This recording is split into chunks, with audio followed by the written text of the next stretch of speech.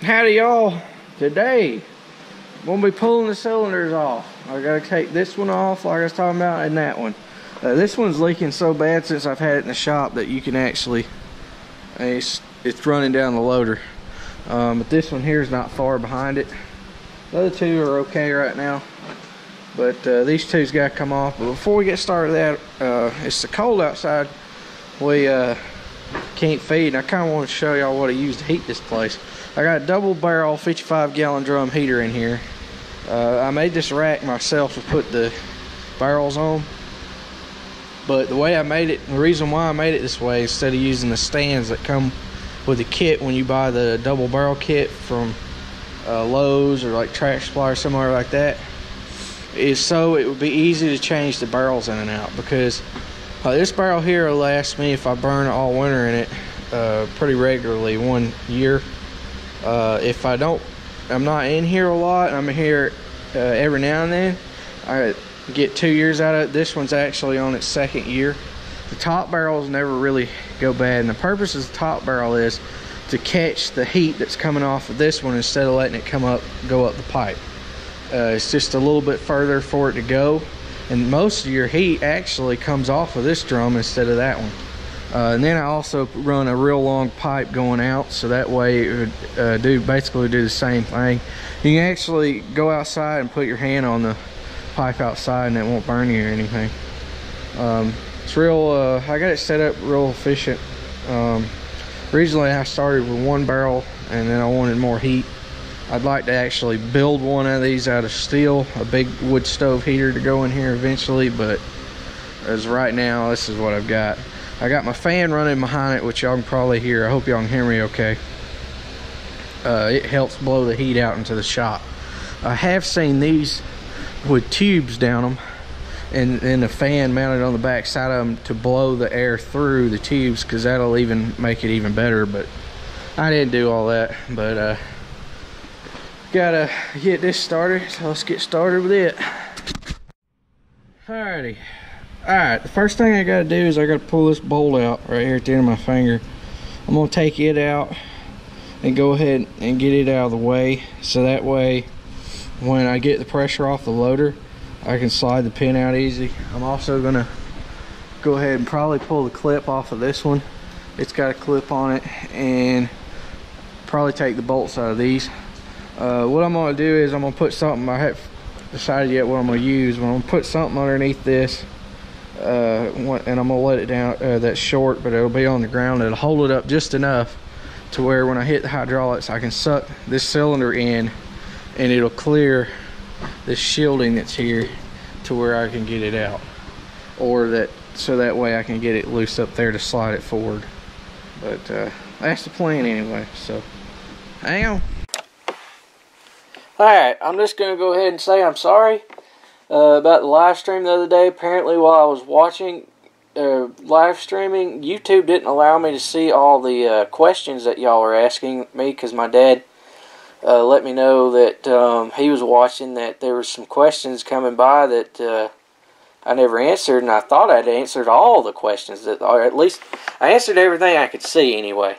Because I even went back up the list a few times to make sure that I got them all, because I didn't want to miss any for anybody.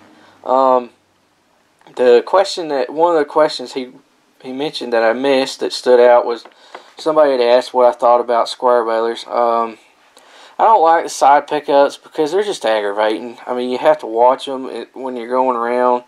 The inline design is just so much better because you can drive over the road. It's easier to bail with. And it's just less of a pain. On top of that, the Heston inline design is just so much more easier to maintain, and they're as far as the working parts, they're simpler. And it's just, there's just less moving parts. They're simpler, they're faster, and they're easier to operate while baling.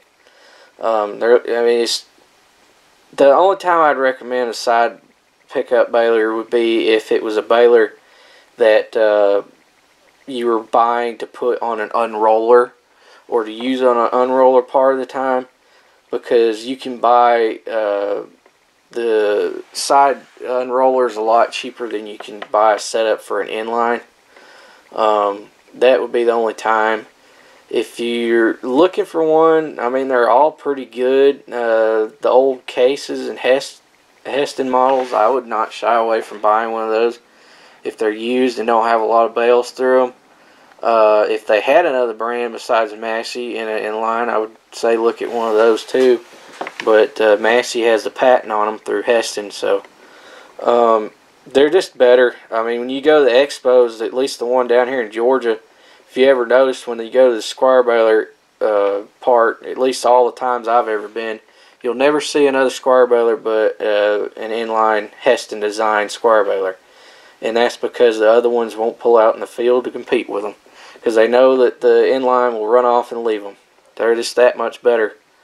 And the only issue I've ever really known with the inline design is back in the earlier models, they had a problem with not making good flakes in the bales, and some of the customers didn't like that, and they liked the flakes, even flakes between with the new Hollands or Deers or other side pickup square balers.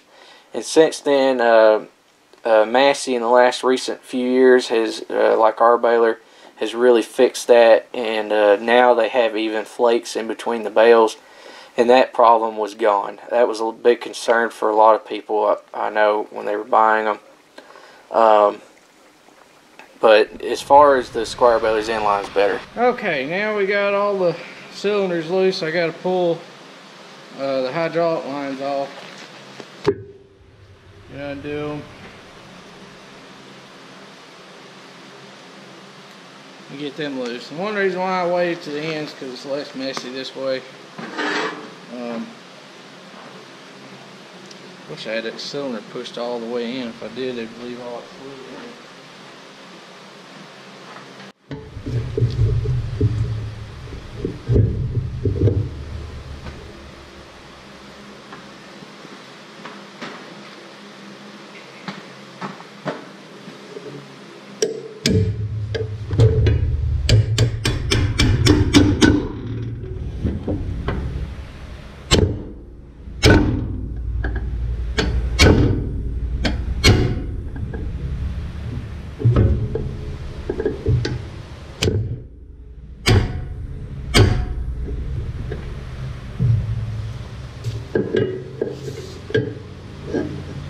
If you're wondering why I didn't leave the pin in it and then do that, it's because I couldn't get to it back up in there to undo it with the pin in it. It'd be a lot easier, but I couldn't get to it. Crap. Oh, and I can't pull it out far enough to do anything else.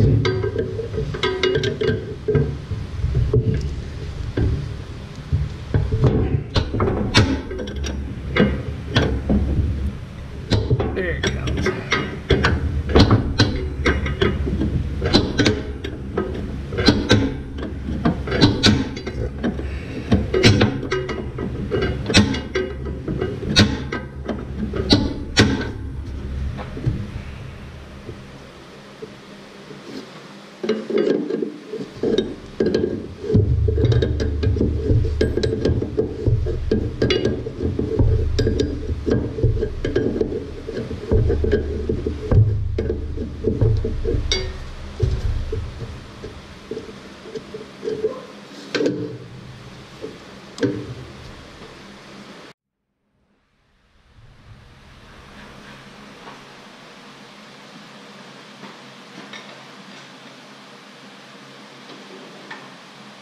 How much you like them?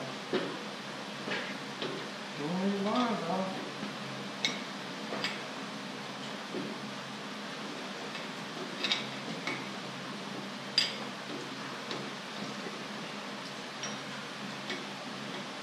Pull it over.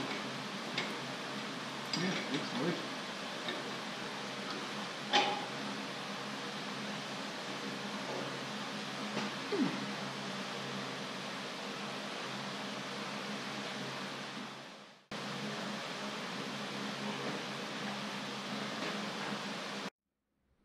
Alright, there she be.